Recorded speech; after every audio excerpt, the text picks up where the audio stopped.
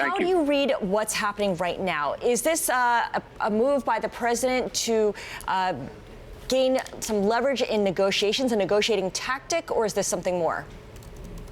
You know, this was a real shock to the business community because it is so distant from trade. It's applying tariffs out of nowhere to a country where we've just closed a free trade agreement, where they're about to take it for ratification in the Senate, and we put tariffs on because of an immigration problem. So there are people wondering, why would we do that? Is it a distraction tactic? Is it, a way of changing the news cycle? There are a lot of questions, but what this has created is uncertainty. Yeah. Just when at least we thought, well, North America is taken care of, let's focus on China. Now, we've opened up another front. So, Mr. Secretary, you have incredible experience both with the government and also 30 years at Kellogg Company, where you became the chief executive officer. So as the head of a multinational company, what does uncertainty like this do in terms of decision making? How sort of pivotal are these issues?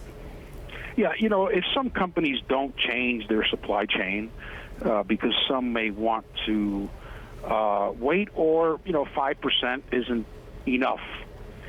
What does happen is they begin to hold back on capital expenditures because there's so much uncertainty. So if they were going to spend $500 million in capital, they may spend $300 million because they're not sure where to put the plant, and they're not sure if they should put down a plant because demand will be affected. That's the uncertainty that eventually is going to get into the macro numbers that we haven't seen yet. But, with China, it's getting worse. 4 or 5 weeks ago, we all thought we were close. And now we are farther apart than we have ever been. So already we've seen companies move to Southeast Asia. The biggest beneficiary has been Vietnam. But the disruption has been costly. It has cost market share. It has been a mess. And I'm not sure exactly what we're getting for it. Well, part of the president's goal is to get manufacturing back to the U.S., to reverse the offshoring of jobs. You mentioned how some companies are moving their supply chains from China to Singapore, to Vietnam, to somewhere else that's perhaps cheaper than China. What would it take to get these companies to move some manufacturing back to the U.S.? Or has that ship sailed because the labor costs, the transportation costs, the regulatory costs are simply too high and we can't get that back? Yeah, that's the tough part is, you start with wages, and wages could be 5, 6, 7 times higher in the U.S. That adds to the cost. A lot of the components come from overseas.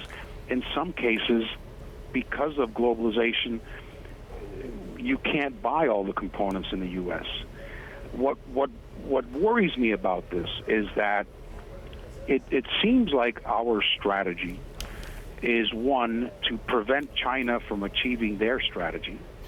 And number two is we're focused on industries that, I don't want to call them, old industries, but they're industries that made up our economy in the past. We're not focused on industries of the future. China has a leg up on us on 5G. That's what we should be talking about, and not necessarily promising to bring manufacturing back. We can't protect specific jobs. We need to protect workers. Right. And the way to do that is through training. So, Mr. Secretary, you also served as U.S. Secretary of Commerce from 2005 to 2009 under President George W. Bush. And I'm wondering, as someone who served in a Republican administration and has been intimately connected with public service, what are you hoping to see out of Congress or out of other members in response to this, if you think that it is a flawed policy? Well, I'm not sure if they have jurisdiction, and the president probably chose this tactic because he can do it through executive order, but Congress can pass a law for future executive actions. And it's become obvious to the world that we have overplayed our hands with tariffs. The 232 on aluminum and steel was because of national security. Most of the aluminum coming from Canada. So it's a misuse of tariffs, and now using tariffs to solve an immigration problem, how do you get that through the WTO? So, yes, I think the whole world agrees, and I think members of Congress agree that the president has overused tariffs. And in the case of China, I regret that we may have overplayed our hand.